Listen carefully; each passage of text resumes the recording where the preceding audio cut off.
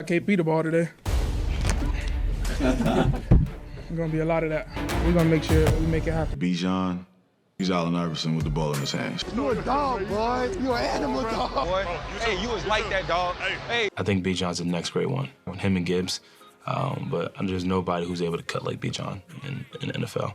You can go argue with your mom about that. Trust me, I love myself, and I think I have great cuts, and there's nobody. His vision, agility, he can catch the ball too. So. I would say I hate to tell you I told you so, but I don't. You need three things to make it in this league: a good quarterback, a good pass rush, and a good run game. And it also don't hurt if you got your favorite running back. Step into the bird bag.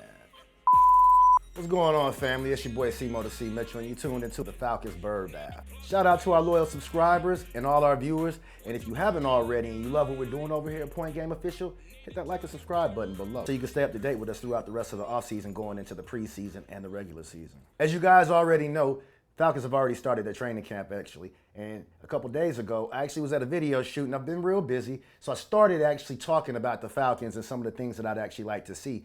But there's been some more news that's actually happened in the meantime after they've been through their third day so far. For one, Darnell Mooney has gotten hurt. In my humble opinion, the Falcons went and made a very smart move. They went and signed DJ Chark.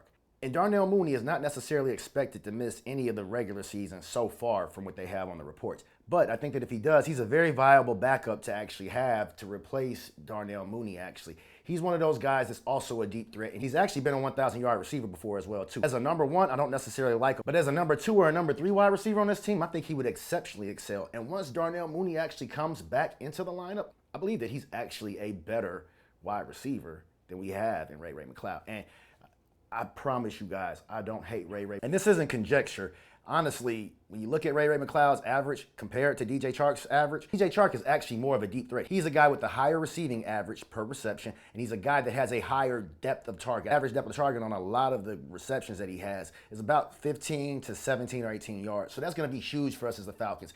I actually was talking about Nick Nash in the last video and how I think that he's going to pan out for us. And I believe that DJ Chark actually does a similar thing to what we would want in that guy. Another thing we've seen is that Michael Penix has a great connection with Kyle Pitts. Now, they're not in padded practices yet, but Michael Penix has told us already in the offseason that he's going to be making sure that he gets Kyle Pitts the ball. And I believe that this is going to bode well for him, actually. Michael Penix loves going to the tight end.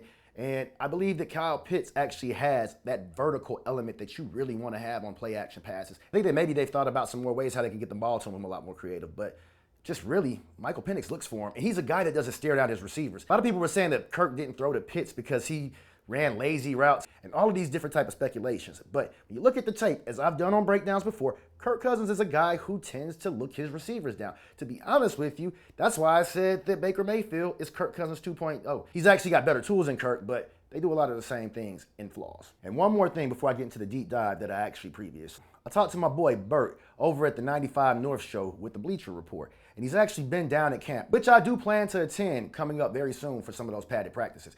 But he told me that already they've been using the wide nine with Zach Harrison out there on the field at the same time with Arnold Ebiketie, Ruka Rororo, and Morgan Fox. To be honest, I think that's a rotation that they want to try to make sure that they can get a lot more and just see what they have as a two deep rotation to have, at least 8 guys that they can get going. Now, that's been in some of the nickel packages. So at the same time, they actually had Deablo and Caden Ellis out there. But they're definitely going to be in the nickel a lot. They want to be able to be stout against the run with real, true, hand-in-the-dirt defensive linemen at all 4 positions, but they also want to be able to have those speed packages as well too, and I think that they're going to throw different things at guys, but it's a really good look to see that early on. Now, again, things can change once they get on pads, but from the game tape that I've seen so far, I really love what Zach Harris is being able to do, and I believe the coaches when they actually talk about that as well too. It also bodes well for us in case we have any injuries. The Falcons have had a lot of injuries over the last few years. They haven't had enough guys that can actually step in and fulfill roles that other guys do. So it's going to be huge for our defense moving forward. Now, what I'd like to do is actually hit you guys with some of what we talked about earlier. Let's get into it. I want to have a little bit more of a deep dive on examples of what it means to play positionless football and kind of execute some of the multiple defenses that we're talking about this year.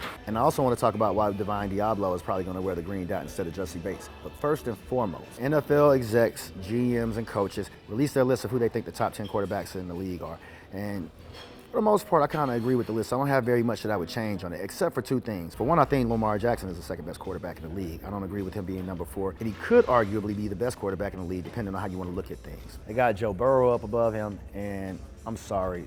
I know he's been to a Super Bowl, but He doesn't stay on the field enough, and he hasn't been the X factor on his team enough the way that Lamar has when they don't have enough weapons around him. So I put Lamar above him, even though Joe Burrow's a bad boy. Now, on another note, recently Cam Newton said that Jalen Hurts is not a top 10 quarterback. And to be honest with you, I flatly disagree with him. I think that he's one of the 10 best quarterbacks in the league.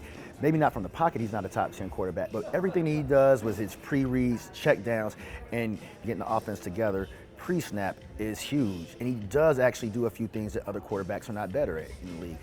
For one, nobody has been able to duplicate the tush push. So you gotta give them credit on that. And they've actually had a mix in their line. So you know it's not just on who they have in the offensive line that's allowing them to do that. And I think that Jalen Hurts is very accurate when you need him to be at times. He doesn't have the strongest arm, but he's a pretty good quarterback. We like to throw the term around elite, and I don't know if he's elite or not.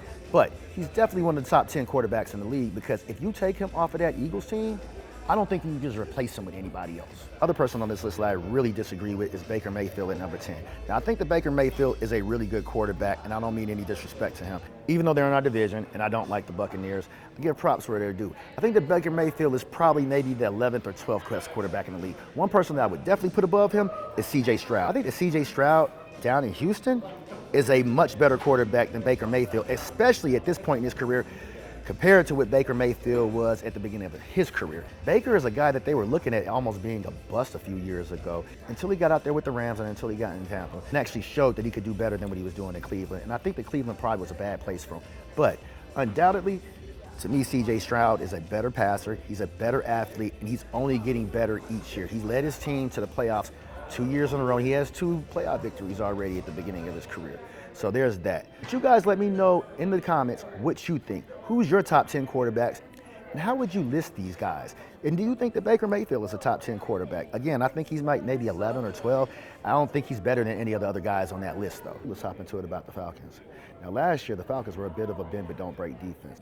Now, the only trouble with that is that we had trouble getting to the quarterback on our pass rush, and we also didn't produce enough turnovers. Now, this year, I expect us to also probably be a bit of a bend but don't break defense. I think that we're going to be okay against the run, but I don't think that we're going to be the most stout defense in terms of that. And I don't think that we're going to be the best at getting into pass rush. I do think that we're going to be very much improved with all the additions that we've made out there. But the one thing that I'm very excited about is that we actually have guys who are playmakers. We got guys who could force fumbles at the second and third level, but we have guys at the third level who are ball hawks, and they're good at intercepting passes and converting those turnovers into touchdowns or big plays for field position. And that's going to be huge for us moving forward. If you're going to be a bend but don't break defense in this NFL, you have to go and get the ball back. Not only that, up front, we got guys who can get to the quarterback, put him on the ground, but they also can convert strip sacks. In my humble opinion, there's almost no better play in football than a strip sack. And a close second is probably an interception for a touchdown. And we've got guys who can do both this year, and that's going to play huge for us as a bend but don't break defense. And if we're going to be a top 10 defense, we got to be able to get those turnovers.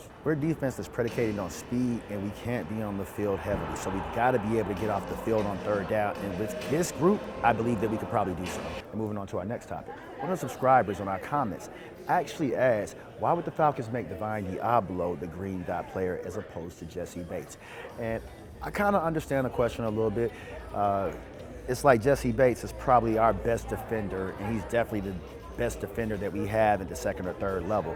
But to be honest, most defenses in the NFL and even in high school and college levels, they make their linebackers the quarterback of the defense. They usually have either the Mike or the Sam linebacker make the calls and make all of the defensive adjustments. The linebackers are in the middle of your defense. They can see everything up front, and they can kind of tell what's going on behind them, and they have to have responsibilities that kind of coincide with both. And you want your Mike or Sam linebacker, if not all your linebackers, knowing what everybody on the defense does. And one thing I like about the Falcons is they're making sure that everybody on the defense knows what everybody else's responsibilities are and how they fit, so that it could be better for us. Specifically, I think our linebackers are going to do a really great job of that.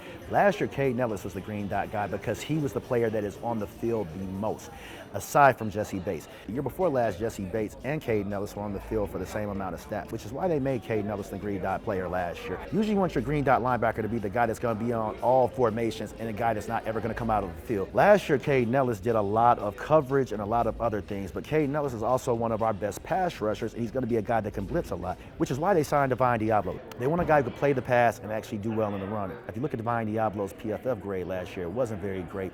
And on the surface, according to the score, he's not better than Nate Landman or Troy Anderson. But according to the eye test, I know he's better than both of those guys at doing both of those things. Definitely an upgrade in pass coverage with Nate Landman, and he's a better run filler than Troy Anderson is. Speaking of Troy Anderson, he's on the PUP list, the physically unable to perform list, and he's a guy that I think could be a candidate to either be traded or cut this year. They'd love to have him on the Falcons if they could keep him and he could pan out because he's a second-round draft pick. But you've got other guys like J.D. Bertrand who can do that. And while I don't think that D'Angelo Malone is a better linebacker off ball than Troy Anderson, he could actually wind up getting some rotation if Troy Anderson stays hurt. And moving on. One of the most popular conversations for a lot of fans and analysts have been whether the Falcons are going to have a 4-3 defense or whether they're going to be a 3-4. I've seen a lot of speculation about, oh, they're going to run a wide 9, they're going to do a wide front. And I've even said that they're going to have a wide 9 on some of their nickel packages. And to be honest with you, I think the Falcons are going to do all those things. I heard a basketball player say something the other day, and I can't remember who exactly he was, but he said positions are a construct to help fans understand the game better. To be honest with you, in football, it's very much the same. If you got guys out there who can do what other players are doing, it doesn't matter what their position is. The more versatility that you have in guys and the more you can move them around, the better. If you got a guy who's only 260 and he can line up in A-gap and play as a nose tackle, it doesn't matter what his position is. If he can line up on the edge and he can do all that, it doesn't matter. You'll play them wherever you want to play them there. Now, Jeff Ulbrich is a very resourceful coach who definitely utilizes his players based on what they have.